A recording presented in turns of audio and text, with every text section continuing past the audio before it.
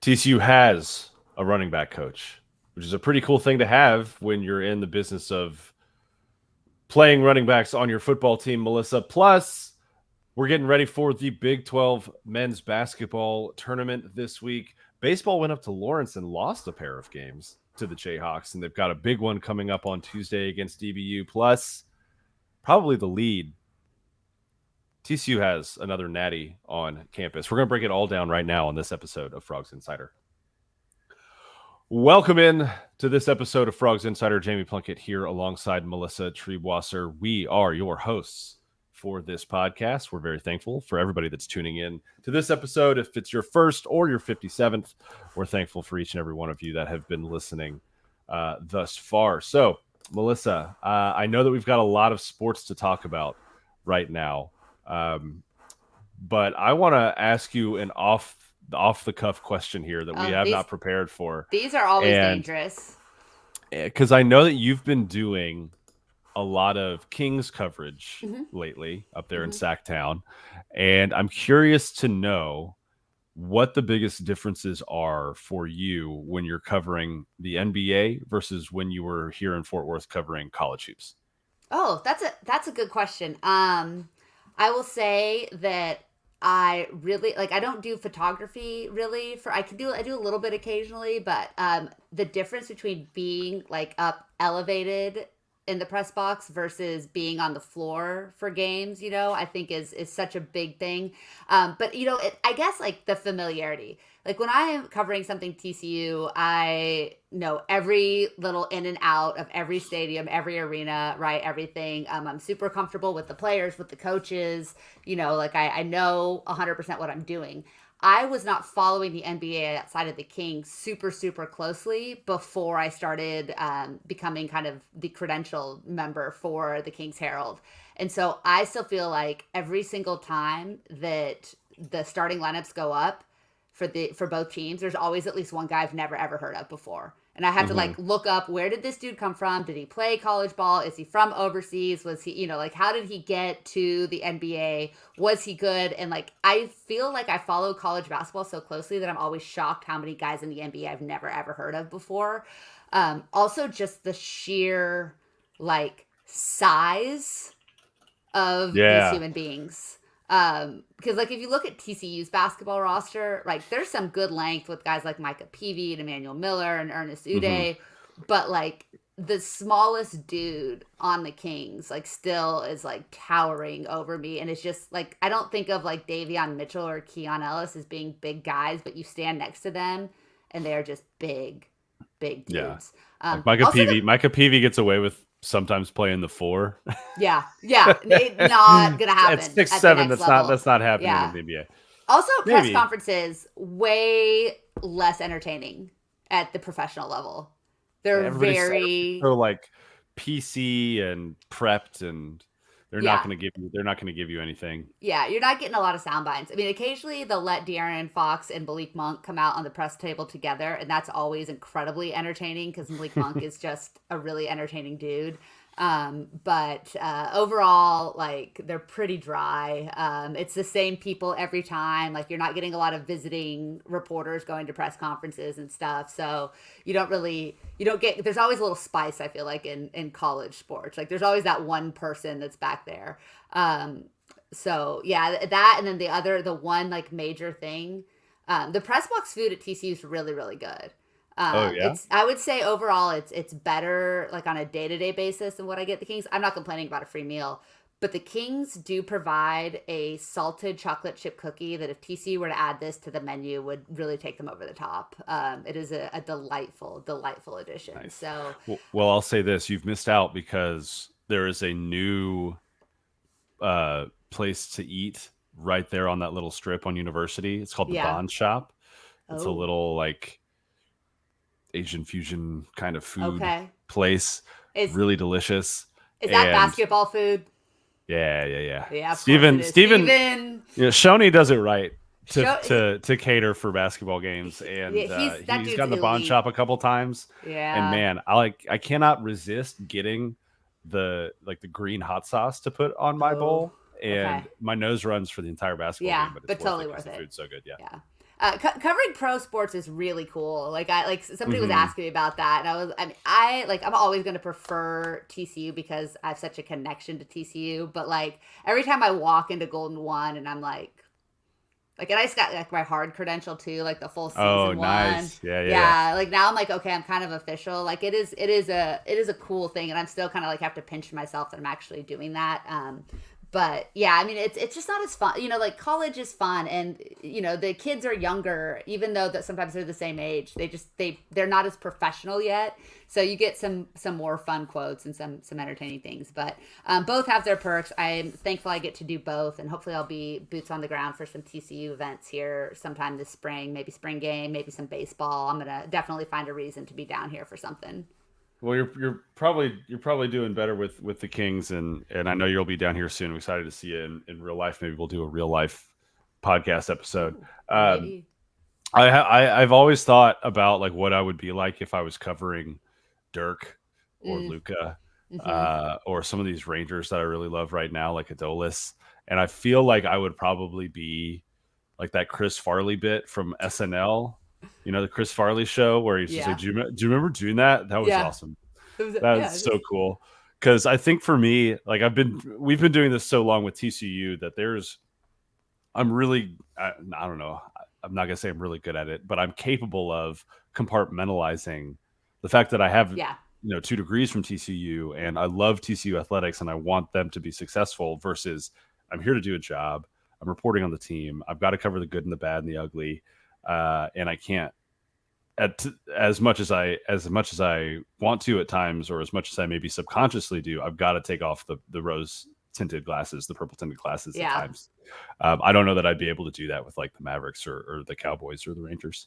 Yeah, it's like it is really like I like have walked by like I'm covering the Lakers game on Wednesday, and I'm like I am gonna be like walking near LeBron James. Like Right. that's crazy. And then the Mavs come like play like 2 games in 4 nights, and I'm like I'm gonna be right there with Luca. Like it is a Yeah, little I do get a little starstruck still. Like but it's also I think it's a little bit easier to detach with professionals than it is with that's fair. TCU for me. Yeah, just because it is just like a very different feel around Hmm. the arena. It's not, and Sacramento fans are awesome.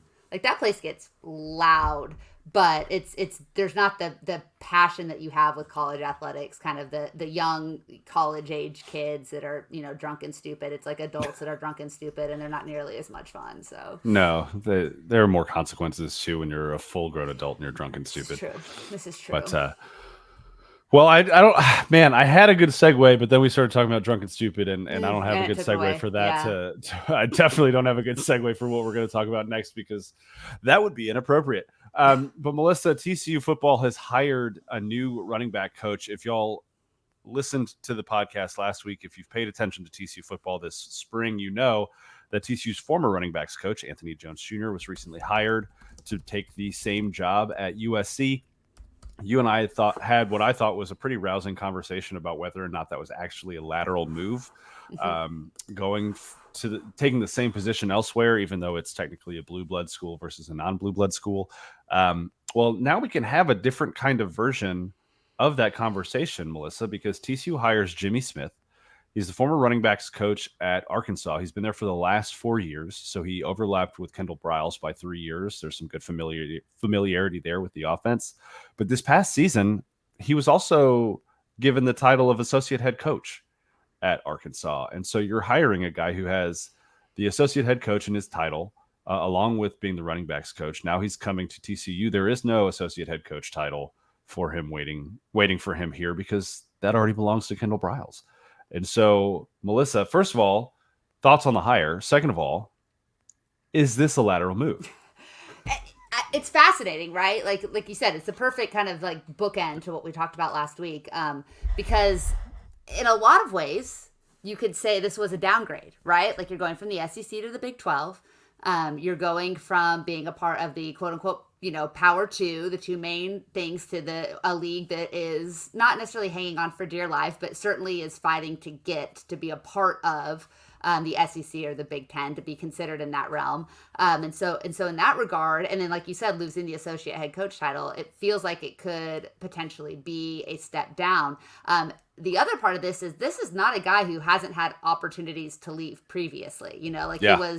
he's been in conversations with programs like Georgia, and I think there are a couple others in the SEC that have talked to him in the past. He's had opportunities to leave, and so what about TCU was appealing to him?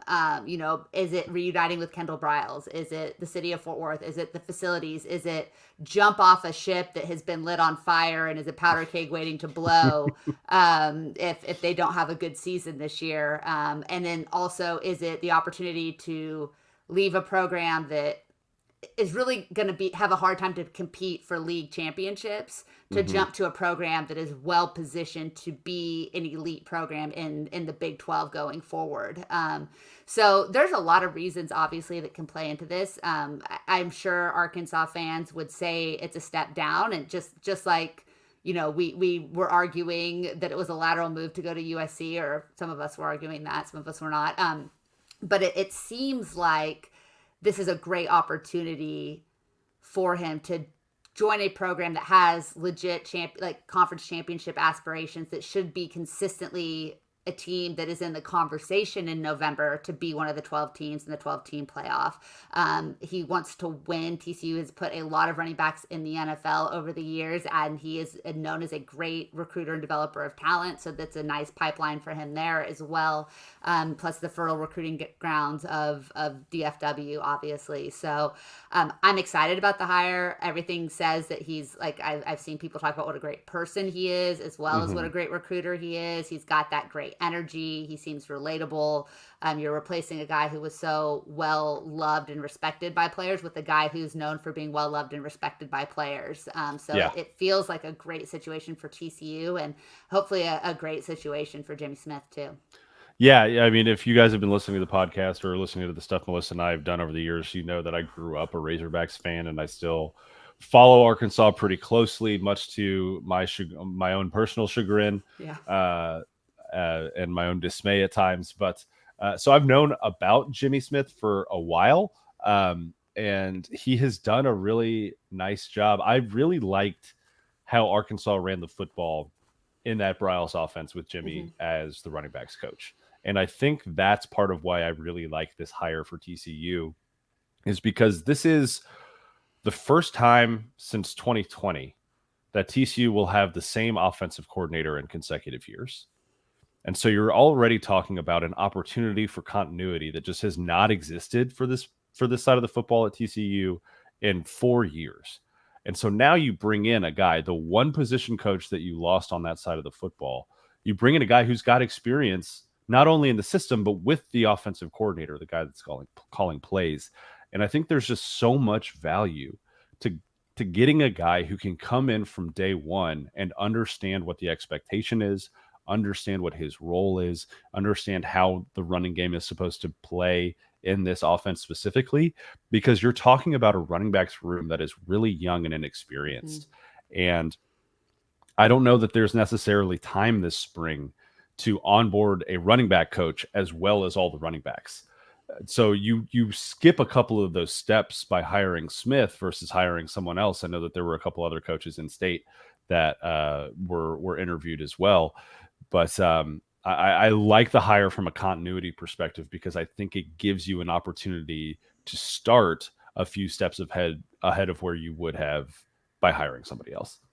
Yeah, I think that's a great point. We've been talking about continuity. We've heard Josh Hoover talk about the continuity and how big of a deal that is for him. And so I hadn't even really thought about that. When you have to hire someone so late in the year, hiring someone that's familiar with your OC and they've worked together previously is a huge boon. I'm also excited because I think that most people would say TCU is going to target a veteran running back in the portal this spring. I mean, we know there's going to be another round of guys entering the portal. TCU is certainly going to lose some guys after spring ball as well. So to have somebody who, effectively worked the portal. They signed what is the guy from Utah, right? Like Arkansas went and got a guy like that. And so somebody that can go into the portal, find a veteran, and has shown the ability to recruit that aspect of college football as well, I think is important. So a great all around move. I think all things considered, just about the best TCU could do. And I'm not even saying that as like had to settle for whatsoever. I think this would have been a top target guy even if they had lost Anthony Jones, 2 months ago.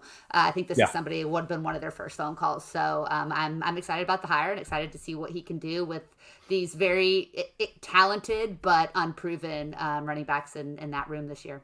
Yeah, I mean, spring ball starts in less than 2 weeks. We're talking about March 23rd. So it's going to be a pretty quick onboarding process for him. And so, like we both said at this point, it's just good that he's got some familiarity with the system and the OC.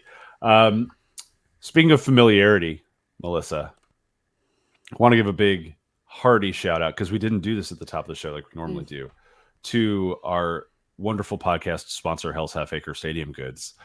Hell's Half Acre is a brand that was created with Horned Frog fans in mind, and each item sold makes a direct impact on TCU student athletes. You can check out all their TCU gear, from polos and shirts to headwear and home goods, at hellshalfacresg.com. That's the place to go to get ready for game day.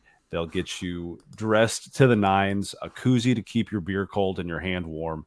And really, what else can you ask for when you're preparing to watch TCU football or basketball or baseball or soccer or the national championship winning rifle team or beach volleyball or equestrian or women's hoops or whatever else it might be, indoor volleyball, all of these teams that are just like ranked all the time and playing in postseason tournaments all the time.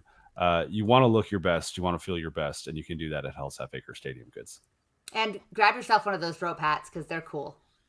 Yes, this rope hat right here for our YouTube viewers. Bang. Yeah. Nice. Yeah. Nice little plug there. As we transition to our next topic, was there a little bit of relief from the folks at Hell's Half Acre that TCU did not sweep another baseball weekend and have to come up with another shirt design? Or was there a level of disappointment that there's been stuff waiting in the wings that didn't get released? I think they've got a couple in the chamber that they're ready to fire off. And I think the next time there's a sweep, we're going to see some really, really cool stuff coming out of Hell's Half Acre. So I don't think they're ever cheering against the Frogs if that's what you're implying. No, never. Just, creativity is exhausting, and there's just been a lot of creativity that they have to go for with all the winning TCU baseball did early. But I guess before we talk about TCU baseball and winning or TCU baseball and losing, we need to talk about TCU basketball. Speaking of exhausting, Melissa. Yeah. What has been going on with this basketball team for the last couple of weeks now? They've lost 3. So let's back up and let's talk about a conversation we had on the podcast 2 episodes ago, where we looked at the final 4 games of the schedule and we said, okay, they've got Baylor here, at BYU, at West Virginia, UCF at home. They could, at that point, we're like, okay, if they can win 3 of 4, they'll be in great shape for the 4 seed in the conference. But we also said, I think very explicitly, 1 and 3 is also on the table. Yeah, 100%. We both acknowledged that was a possibility. And 1 and 3 was very much on the table because that's what ended up happening. Yeah. Also, 1 and 3, and I think we both assumed that UCF would be the 1 if that were the case. But that's neither here nor there. I mean, you're talking about Baylor wanting to get back game for winning in triple overtime at their place. You're talking about BYU, who's been great at home and the best 3-point shooting team in the conference, one of the best 3-point shooting teams in the country, one of the best rebounding teams in the country. And what are the things the TCU struggles with? 3-point defense and rebounding, right? So like you're thinking, okay, that one on the road is going to be tough. Never won a game in Morgantown. Yeah. Ever. So who knows with that one? And then Central Florida at home. Get it while it's hot, right? Yeah. Well, TCU got it while it was hot in Central Florida, and I'm forgetting his first name now, but Johnson, number 3, their guard for UCF, was Darren absolutely on fire with 33 points. He was unbelievable. Season high, potentially a career high for him, as he just consistently cooked TCU's guards. In the last minute of the game, made 6 straight free throws. The only reason he didn't make 2 more free throws after that is because he fouled out. Or we're probably talking about him icing the game and TCU losing by more than 2 points. Darius, by the way. Darius, thank you. Gosh.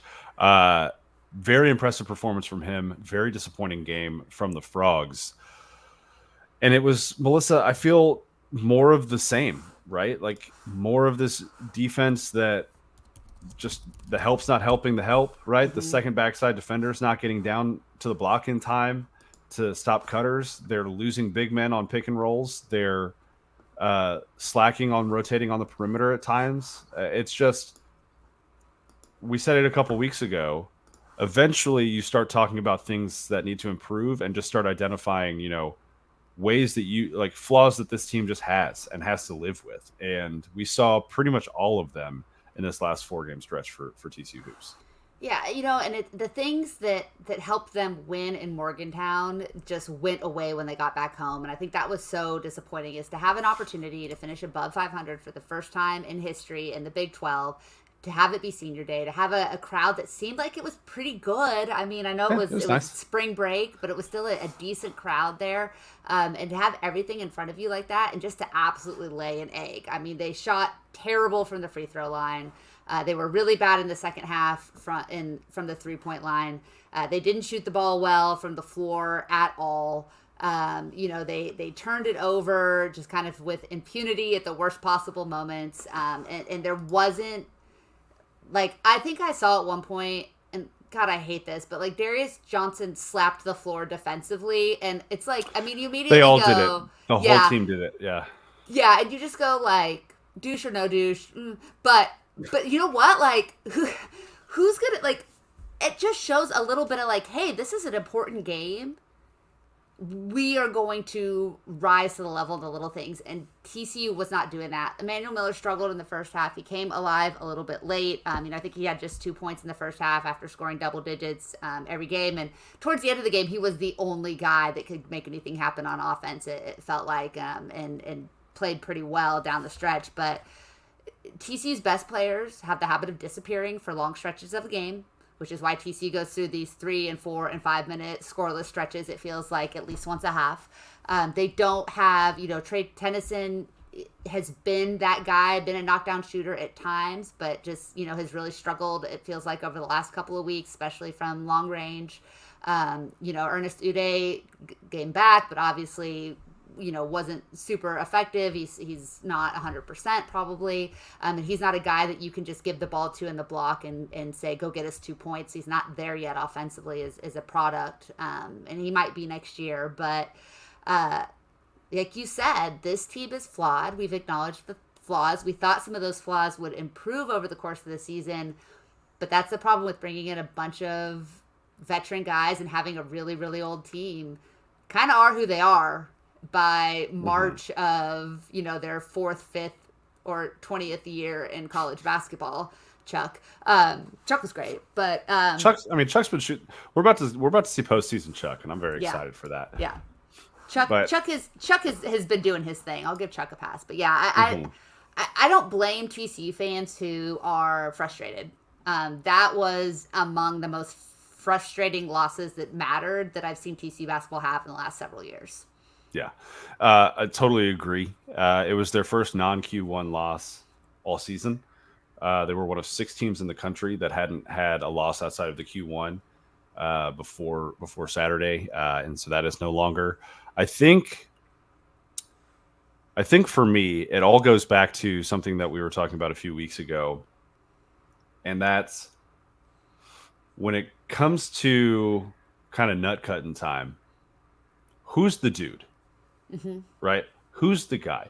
Because there are undoubtedly, and we've seen it from 6 or 7 guys this year. I mean, Coles has given you 20. Trey has given you 20. Jameer has given you 30. E-Man's given you 30. Anderson's given you 20. Right? Micah's given you a triple-double. Like, Chuck's given you 20. That's 7 guys that have given you 20 at some point this year. But there are so many times where it feels like they're almost standing around waiting for someone else to go and get it, or waiting for someone else to go and make a play in a big moment. And that's not conducive to winning a ton of close games. And they've managed to do that when guys have stepped up, right? Jameer against Baylor stands out. Micah late against Texas Tech at home stands out. E-Man has done it a couple times this year, but there hasn't been any consistency. Yeah. And I really, really believe that that's one of the things, especially on offense, that's holding this team back. Is yeah, it's nice to kind of keep the defense off guard and not know who's going to go get theirs when at any given moment, but it also creates a lot of confusion for you when you Yeah. don't know who's gonna have to step up in the big moment. Like we saw Jacoby Cole's airball a 3 on Oh Saturday. God. I don't think Yeah. I've That seen was him do that bad. since he's been at TCU, Yeah. and it was a great look. Oh, and Right? it was I right on was line. I He's was just 3 feet talking short. I was talking with the board about it after the game because they started running this action against UCF that I really enjoyed them running, which was kind of that high ball screen Hmm. right above the free throw line, which they haven't done a ton of this year, where they set it up not to go laterally, but to go directly towards the basket. And so you're screening with your back to the rim, and then the ball's coming off of that. And they did it a couple times against UCF, and it was really efficient at getting Jameer in the paint, at getting Trey in the paint. They ran it a couple times with E-Man, and it looked really good at getting the ball inside. And then they would either pass it to the baseline or go up for a shot. Hmm. And so they ran a similar action on that 3 ball to Jacoby, but he slid off of the pick to Yeah. that wing spot, That and little nose screen. nobody Yeah. followed him. Not a soul followed him there. Jameer hits him with a perfect pass, and I, from where I'm sitting, I'm like, that's money. Yeah. It was Because right on line. I was standing on Yeah. the baseline at that point. And I was like, there's nobody within 5 feet of this guy. He's a knockdown 3-point shooter. TCU just took the lead, Yeah. and then he airballs it. Yeah. And so there are moments where people are kind of hanging around and waiting. There are moments where the execution's just not there, and it's led to some really interesting conversations about TCU this year. I don't know if we want to do this on this episode or wait until after the tournament to have this conversation, but the dialogue around Jamie Dixon this year has been really strange to me. Yeah. Because I think that there are two competing conversations that are happening, or maybe it's like two sides of the same coin, or maybe it's just two kind of overlapping circles where one side of the conversation is this is almost undoubtedly the highest the bar has ever been for TCU basketball. And Jamie Dixon is the biggest reason for that. They're about to be in the tournament for the third time in 3 years. That's the first time that's ever happened for men's hoops. But also the competing conversation is the bar ever going to go up again? Like, is TCU ever going to clear this bar to do the next thing, right? And I think there's a lot of doubt growing in certain segments of the TCU fan base about whether or not that's actually going to happen, whether or not that's capable of happening. And maybe we save this for off season, but I am concerned about this team right now because some of the flaws don't seem like this is not the time to try and overcome some of those flaws. Tournament time's not where you right the ship anymore. And listen, I think both things can be true. And this is the same conversation we were having about Gary Patterson not that long ago either, right? That you can be appreciative and grateful and acknowledge that a program is where it is because of the person that brought it to that point, while also asking the question, I don't know the answer to this, but asking the question is this the ceiling for this person in this position? And I don't know that we know the answer. I don't know that we have the right answer. I mean, that's a Jeremiah Donati question, right? And it'll be up, and I trust him based on his recent moves to make the right decision in that regard. But I have no problem with the fan base being frustrated by the wall that this program has hit the last 3 years, while also acknowledging, hey, this is a program that not that long ago, the NIT was a stretch most seasons. Mm-hmm. Now the NCAA tournament is an expectation. So, there's a pressure and an expectation that didn't exist, but I think it's also a fair, I think making the NCAA tournament 3 out of every 4 years is an appropriate expectation for TCU when you look at the resources and the funding and what Jamie Dixon is being paid and all of these things. I think it's okay to expect the NCAA tournament, but at some point, we want to see this team make the Sweet 16. We want to see this team get hot at the right time and make a run to the Final Four, and it has been the same story. They get to the tournament and they fizzle out. So they said, not the time to have this conversation. They've got a game on Wednesday. They've got an opportunity to make a run in the Big 12 tournament. We've seen them get hot and beat really good teams. We've seen them beat Houston before. And Houston's not super concerned about the Big 12 tournament, I don't think. So we'll see what kind of mindset they bring in. They're pretty banged up. They may not want to win a lot of games in the Big 12 tournament. I think they don't have to as a double bye. So. Yeah, I'm sure they'll want to win at least one. But and they get to face an Oklahoma team who, you talk about lateral moves or step downs or step up. Their coach is rumored to be going to DePaul. So, Oklahoma's going to have its own set of issues as well. So, I think for right now, it seems most projections have the Frogs in the tournament. I think everyone would feel a lot better if they win on Wednesday. Just to kind of lock that up. I don't want to be at 8-9. That's obviously a nightmare scenario. But I think that's about where we can expect, barring a little miraculous run here over the next couple of days. But you can be excited about where TCU basketball has come and not be satisfied with where they seem to stop every season. I think that's a fair thing to do. Yeah, and I think the thing that gets lost on folks too, and here's how this situation vastly differentiates from the Gary Patterson situation with me, is we saw what you could consider the mountaintop with Gary Patterson. And then we saw the other side of that slope. I don't think we've seen the top of the mountain yet with Jamie Dixon. And I think there's more that he can accomplish at TCU. I also think that he is acutely aware of the wall that they have run into the last few years. And I'll tell you flat out right now, I know for a fact that making the NCAA tournament is not Jamie Dixon's expectation for this team year over year. No, it is not. Advancing deep. It is competing for Big 12 championships and advancing deep in the NCAA tournament. That is his expectation for this team year over year. And I think that he, to an extent, this year more than others, has been a little frustrated with some of the inconsistencies of his basketball team. He talked at length after the game against Central Florida about the defensive struggles that this team has had this year and how frequently he and the coaching staff have tried to change things up, teach things in a different way, communicate things differently about how to play this defense and how to defend the teams that they are playing against. He looked me dead in my face on Saturday evening and said, our guys were not unprepared for anything Central Florida threw at us. We knew everything that they were going to do. They did nothing that we didn't expect them to do. We just didn't do the things we practiced for the last 2 days. Well, and I think one thing that we do have to acknowledge here is that when you look at the roster situation coming into this year, and really the last 2 years, nobody doubted the guys that Jamie Dixon brought in to fill holes. I think they did the best they could do, all things considered. When you look at, whatever NIL limitations, when you look at who they were recruiting against, he took big swings. The players just making the jump to the Big 12 is hard.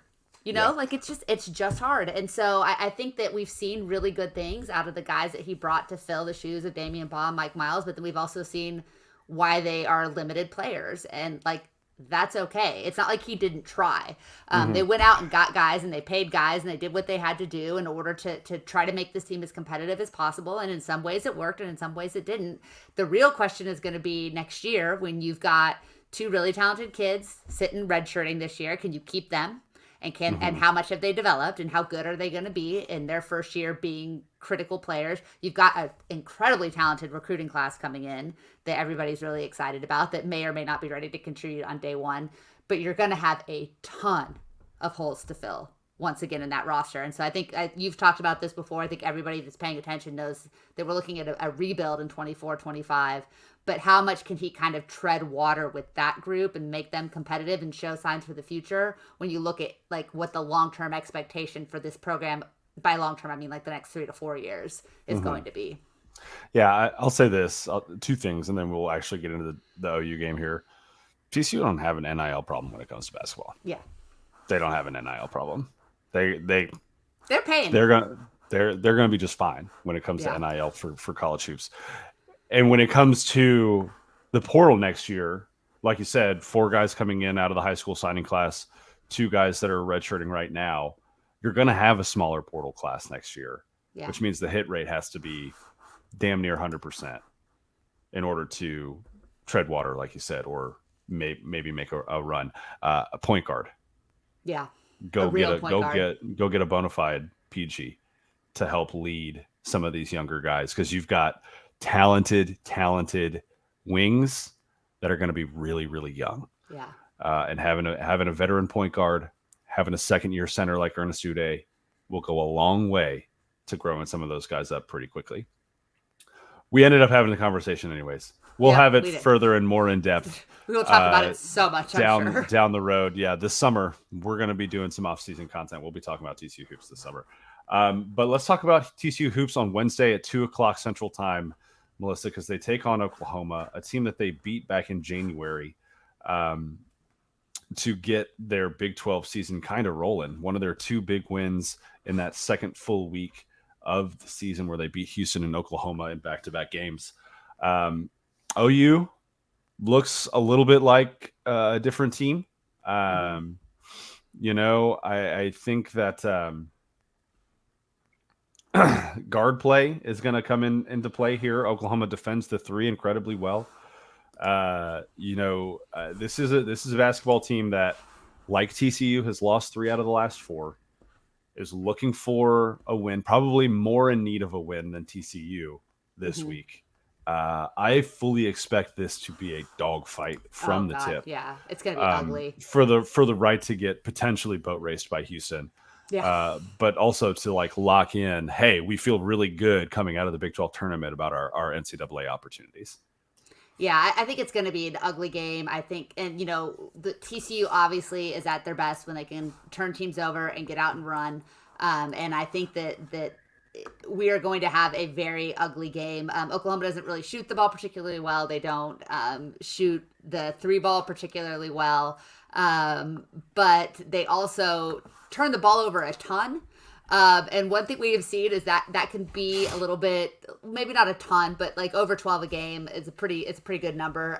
But TCU tends to kind of fall down to the level of their opponents in that regard. And if they try to get into an ugly get out and run game with Oklahoma, I think both teams could get ugly really quickly, especially because, like you said, Oklahoma, they play pretty tough and they do defend the 3 ball well. So I think it's going to be ugly. I think it's going to be low scoring. I think it's not a game that TCU has proven they can consistently win. But that being said, I do expect them to be the better team on Wednesday and come out on top. I think they have something to prove to themselves, and I'm hoping that they show up with the attitude of they're going to go ahead and prove it on Wednesday, because I think that's what was really missing on Saturday, was just that, hey, there's an opportunity in front of us, let's go out and take it. Instead, they just let UCF kind of dictate aggression and tempo. I hope that they will try to do a better job of dictating aggression and tempo against the Sooners. But I fully feel like a game in the mid to upper 60s, which just makes me not feel great about TCU's chances. I think that this team should beat Oklahoma on Wednesday. I think that this team is talented. I think this team has great depth. We've talked about the flaws already. I don't need to double back on those again.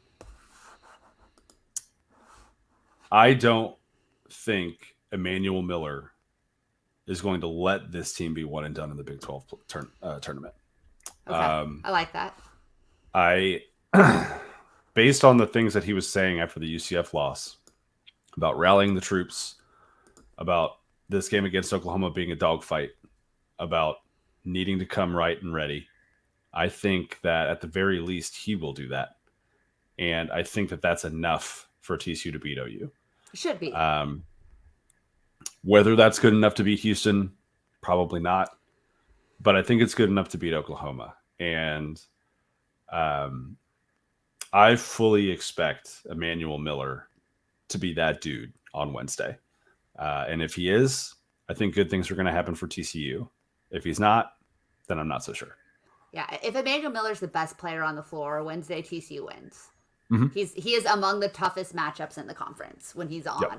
And when he's on means he's hitting that 15 to 18 footer. He's getting to the paint and he's turning teams. He's getting deflections. He's turning teams over on the other end. So I think that's the guy we expect, right? And as he's nearing the end of his collegiate career, I hope that he's playing his very best basketball. And like you said, it's March, which means it's postseason Chuck time. So if Chuck hits less than I'm putting the over under on 2.5 threes for Chuck, and I'm taking the over and cashing in.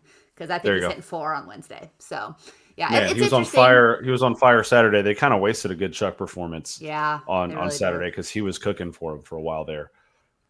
But yeah, I think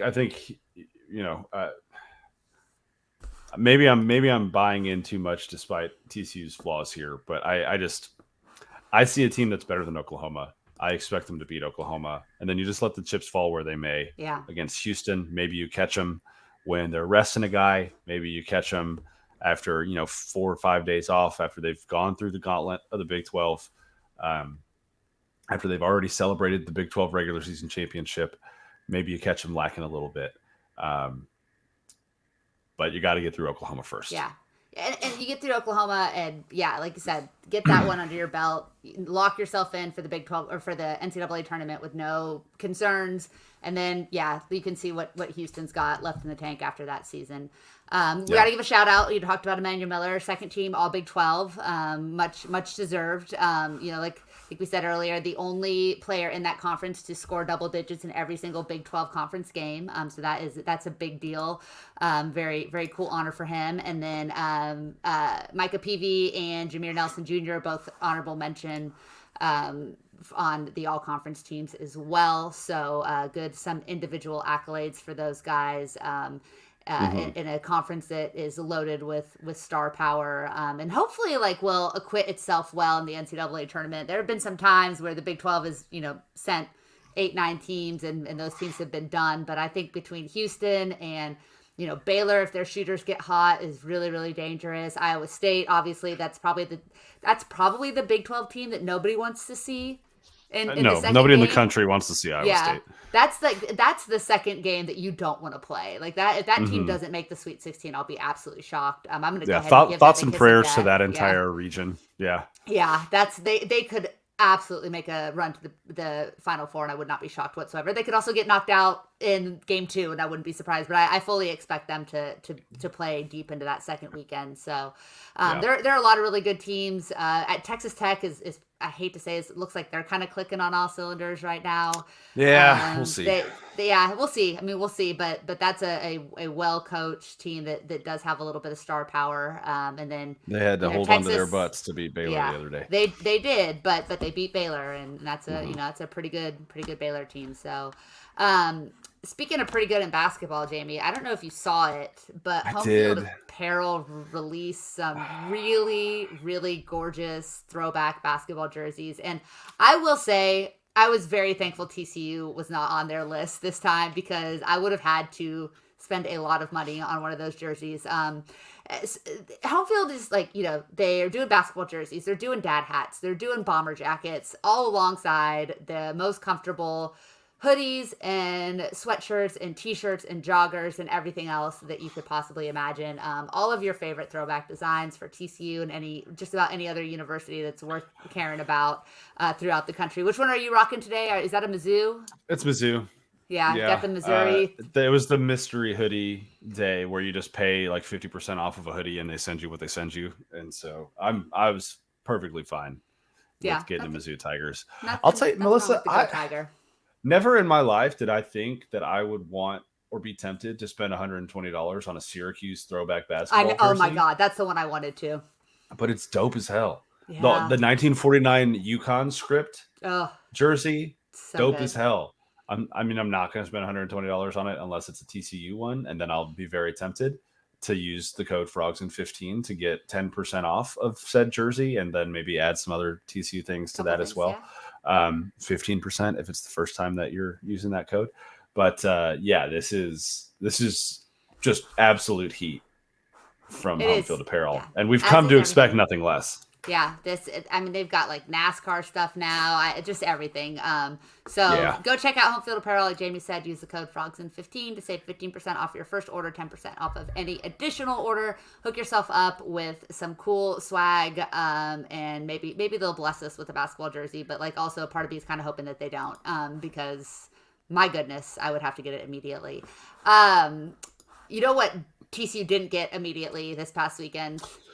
What's that?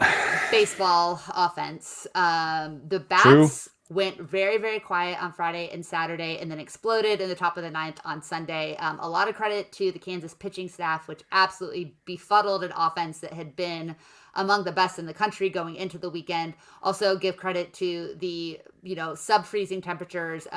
Never have I heard anything sadder than the radio calls for that game and the play-by-play, because everybody just sounded really, really cold, and pretty miserable. So I felt Yeah. really bad for Connor. I don't know if Connor was in Kansas City or in Lawrence or not for Saturday's game, but that man covering that game by himself on Saturday, I felt bad for him, and I was like, oh, I think he needs a hug. It sounded pretty miserable up there. Pretty big jacket at the very least for sure Yeah, for Connor. But yeah, I think so. Kansas was one of those teams this year where you've got a second year head coach.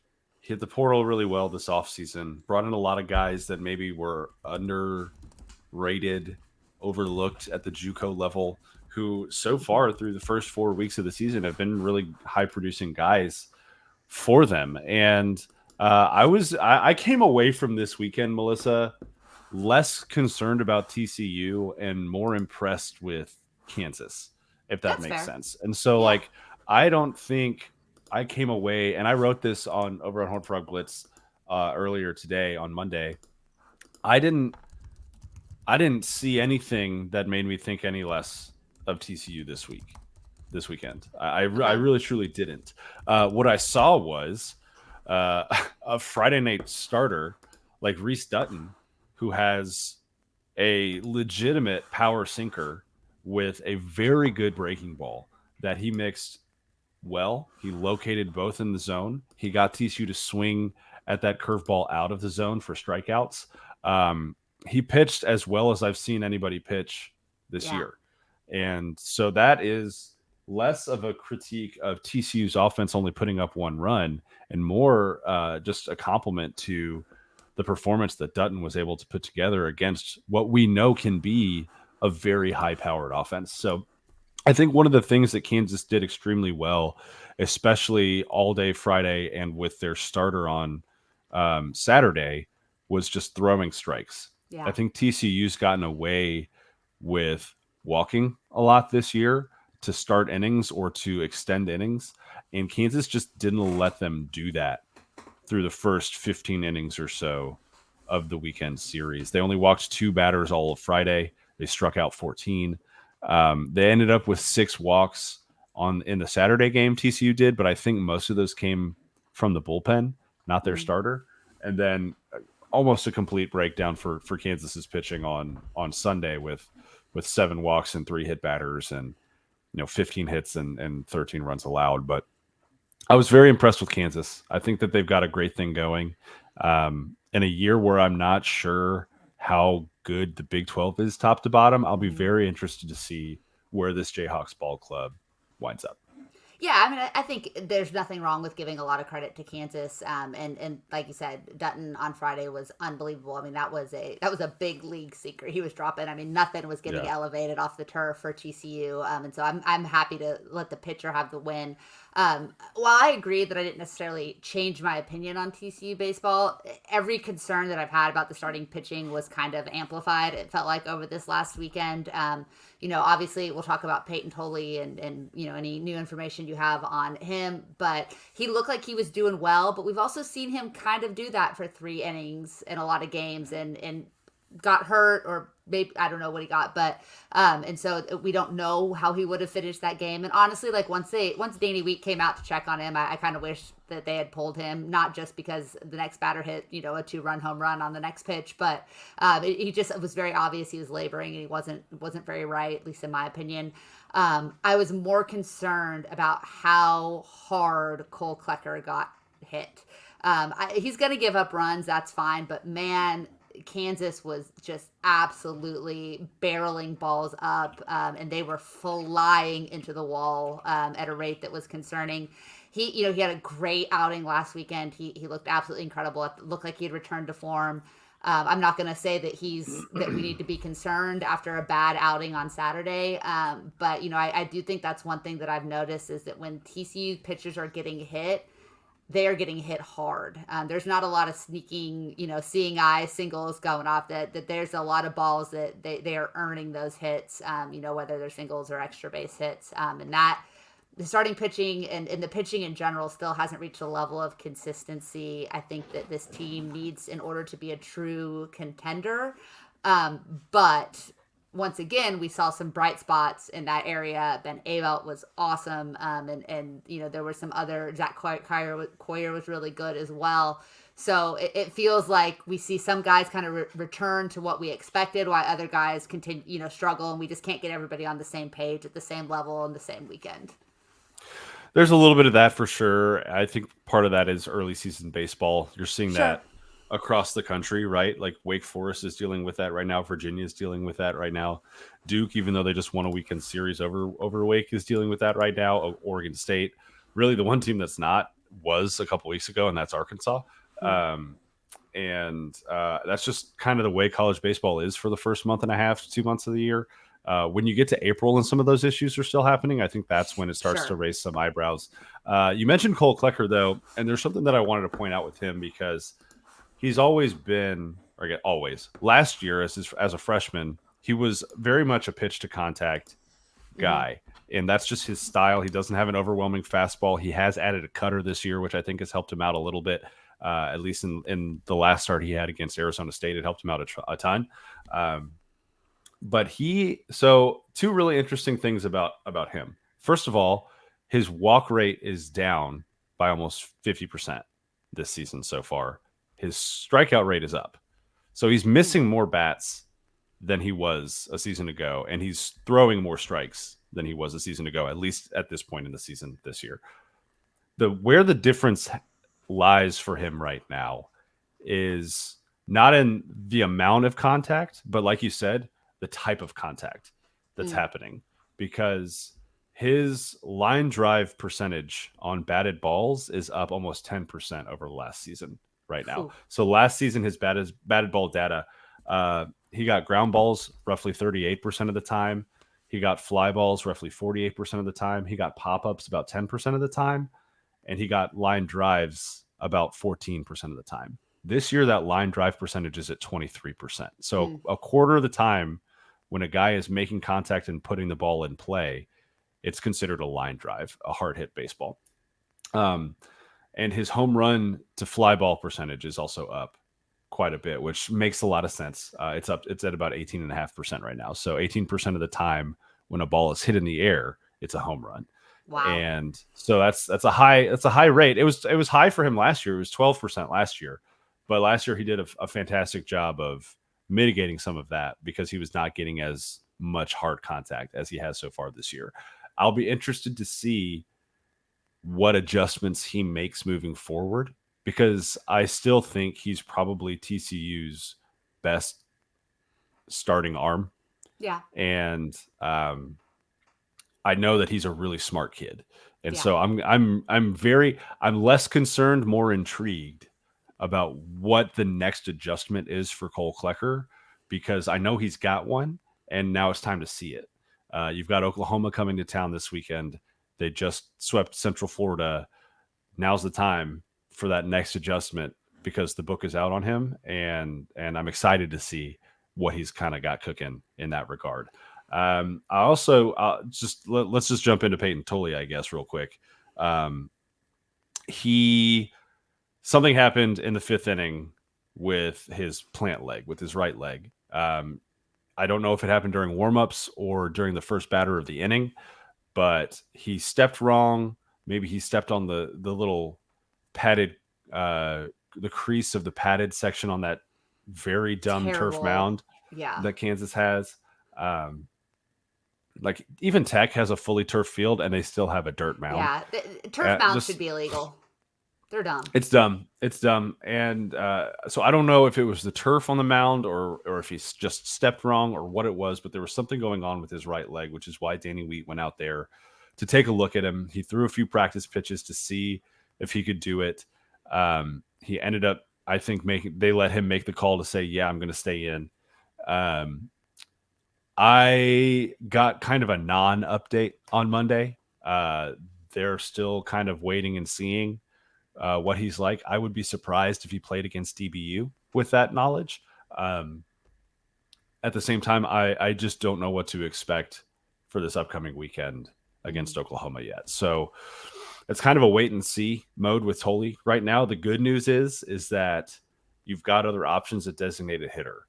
The question is what do you do if he can't go out and pitch on Friday? Because Ben Hampton is pitching on Tuesday. So your options are probably going to be, do you move Klecker up to Friday and Sloan up to Saturday, and then you roll out maybe Cayman Parker on Sunday?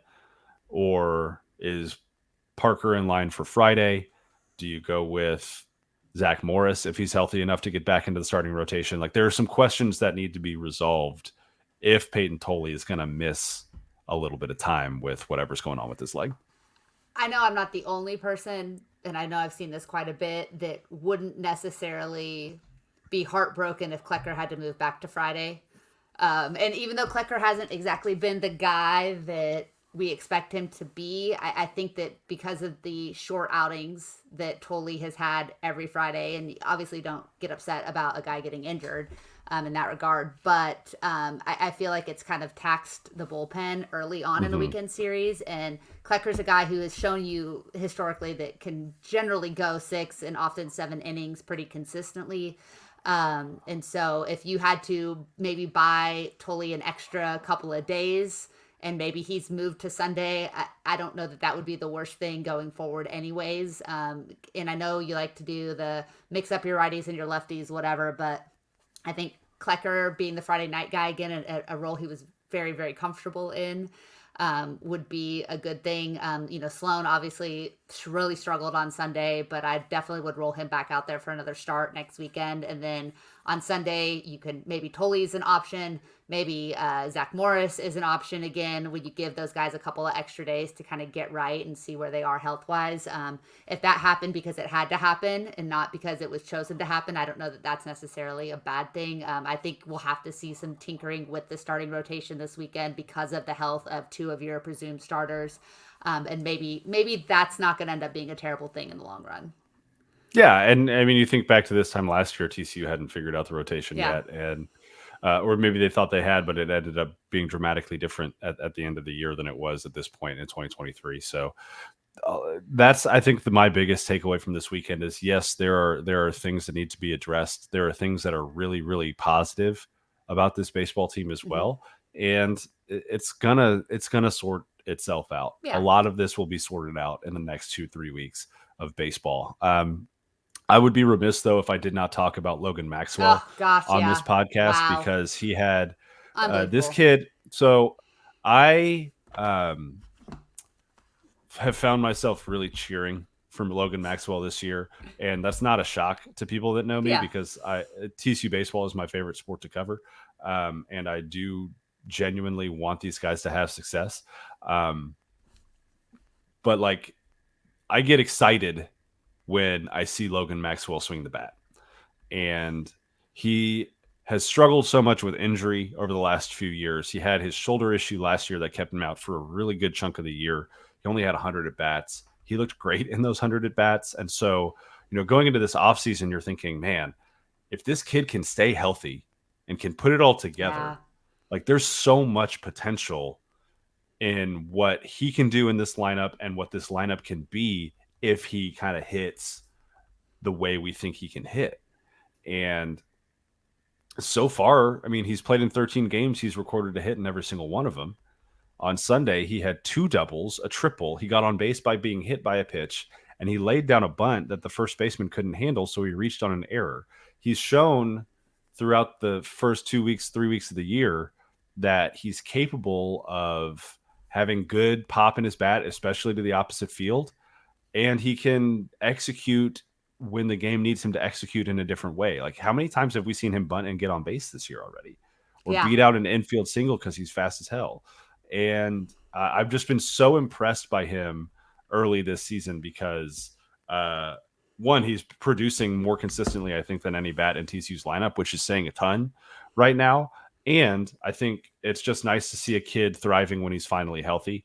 And that's just a really fun story that I've kind of been watching with a lot of joy so far this year. So shout out to Yeah. Logan Maxwell because he's done a tremendous job of kind of holding it down in that lineup. He's been DH, he's batted second, he's batted seventh, he's played in left field. He's just done everything that TJ Bruce has asked him to do, and he's obviously done it tremendously well to this point. Yeah. And TCU's really needed him. Like you said, like it says a lot for a kid to be the best bat in the lineup with how this TCU team has been hitting the ball. But they struggled at times this weekend, and his play on Sunday was a big reason why other guys got hot. I mean, baseball's got to be the most contagious sport in the world, right? Like, and you see one guy kind of just smoking the seams off the ball, all of a sudden everybody else gets a little bit more confident too. Gives them something to see and to emulate at the plate. So, like, super happy for him. Really, really impressed by him. I'd love to see a kid that put in the work, stay healthy in year 2, and get the results for it. Yeah, absolutely. On the flip side of that, Anthony Silva's been struggling a little bit. He's only got 2 hits in his last 5 games. But one of the promising things I think with him, and I wrote about this as well over on Horned Frog Blitz this morning, I think draft yips are a real thing. Sure. Not necessarily for him, but I think that they exist just generally. And if y'all will recall, Braden Taylor had some early season struggles that were pretty unfamiliar to people who had been watching him at the beginning of last year. Like a couple errors that were just not in character for him. He was not swinging the bat terribly well at the beginning of the year. And we know how he finished last season. So there have been some comments on the board about why Anthony Silva is struggling, and is that a concern, and should they be worried, and is the defense suffering a little bit because of the bat and all this other stuff. And I think it's similar to the kind of at-large situation with TCU baseball right now, where things long term, I don't really have any concerns about Anthony Silva figuring it out. He's hitting the ball hard, I think, at times, and guys are making good plays because he only had 1 hit over the weekend, but he also only struck out once. Yeah. He reached base 3 times on walks. He worked his way into a hit by pitch. He had a very big hit on Sunday following Logan's triple.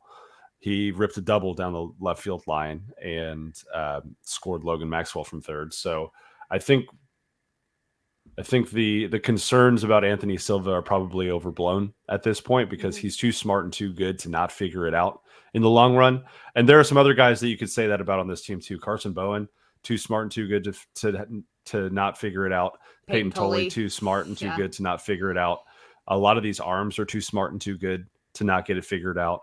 And so I think that even in the face of a 1-2 weekend, you can look at this TCU team and legitimately say, like, the pieces are there. And when it starts to click on all cylinders, which it has not yet this season, that is going to be an absolute force to be reckoned with. And so there's just a matter of, baseball's a long season. They've only played 16 games to this point. They got like 40 something left. They're going to get it figured out.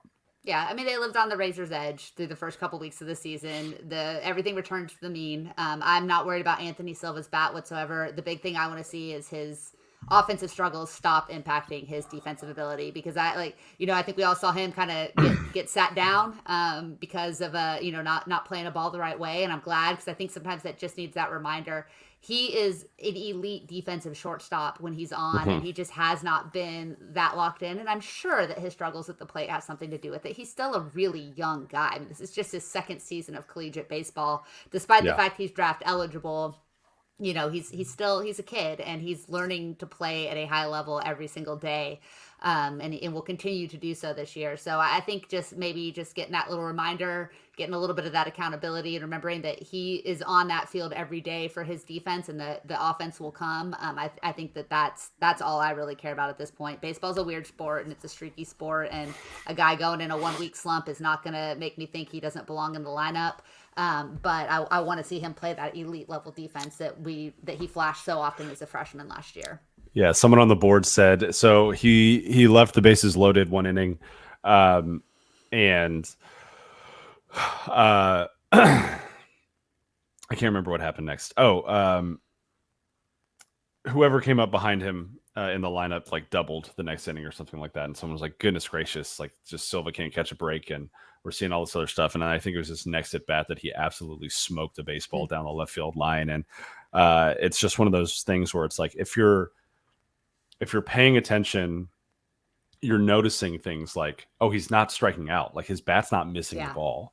But right now the ball is just going right at guys. Mm-hmm. That's just the way baseball goes. Yeah. So, quote Ron Washington. Yeah. That's the way baseball goes. So, but yeah, like you said, no concerns there. Yeah, I think they'll be fine. I said a tough weekend ahead. I know you want to talk a little bit about DBU before we move on. But they've got a good opportunity to get a really good win against a great DBU program, and then like you said, Oklahoma, which is running into a little bit of a hot streak. But they could very easily put together a 3-1 or 4-0 week this week, and everybody will be feeling good about them again too. Yeah, pitching matchup's really interesting for this game against DBU. Ben Hampton's going to go. He obviously didn't pitch in the midweek last week. A lot of people thought that was a sign he was going to get some reps over the weekend, maybe even a start. He ended up not pitching at all over the weekend, and will get the start on Tuesday against DBU. So the Frogs have a really experienced arm going for them in Dallas. Meanwhile, DBU is not going with their kind of traditional 95-mile-an-hour flamethrower guy who started a bunch of games for them. They're going with Connor Benji. I'm not sure how to say his last name. No relation to the Carson Benji up at Oklahoma State. I will say that. But this is a kid who's a sophomore. He transferred in from LSU directional school last year. Has had 5 semi-productive outings for DBU this year, but hasn't pitched more than 2 2/3 innings. So I'm curious to know if this is the kid that they want to stretch out against TCU, or if this is going to be some sort of, 2 innings for you, 2 innings for you, 2 innings for you kind of bullpen game for DBU, because we know from years and years and years of experience that Dan Hefner has a wealth of arms that he is not unwilling to expend against TCU in the midweek. So I'm very intrigued by this pitching matchup. I'm intrigued to see if TCU's bats can continue what they were doing on Sunday, or if a guy who likes to throw a lot of strikes like Benji does will start to cause them problems, because he has so one of the things that I didn't mention about Reese Dutton on this season, Reese Dutton going into that Friday game, I talked about batted balls statistics with Cole Klecker. Well, Reese Dutton got a ground ball 58% of the time that it was hit into fair territory this year. Connor Benji's not far off of that. He's at like 53, 54% batted balls or ground balls. And so you're talking about a guy. I mean, I'm sure Hefner watched that Friday game and thought, I've got a guy who can get a lot of ground balls. And if that's a way to get TCU out, then maybe that's the guy we go with. And so I'll be really intrigued to see TCU's lineup against him, to see if they can't elevate a little bit. And maybe some of these ground balls will end up finding some gaps that they didn't find against the Jayhawks. This is going to end up being a 4.5-hour game, Jamie. I'm not wishing this on you, but it just feels like these games are always long. There's always a million different pitchers that get used, like you said, and it's probably going to go to extra innings. That's Tuesday night baseball in DFW. Yep. That's what we're used to at this point. All right, Melissa, you know before what else we're used to? Oh, dang. Okay. I had one. All right, I'm sorry. Let me back up. Go. You know what else we're used to?